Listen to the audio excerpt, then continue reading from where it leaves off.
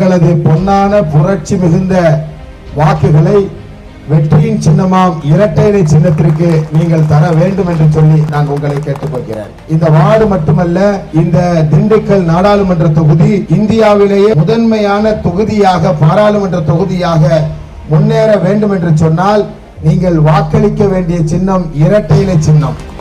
இங்கு இருக்கிற தொழில் வளம் பெருக வேண்டும் என்று சொன்னால் நீங்கள் வாக்களிக்க வேண்டிய சின்னம் இரட்டை இலை சின்னம்.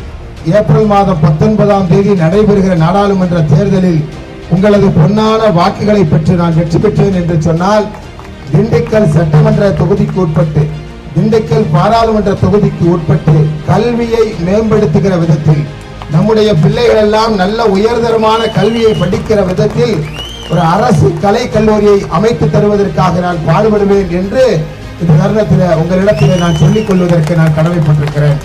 அன்புள்ளம் கொண்ட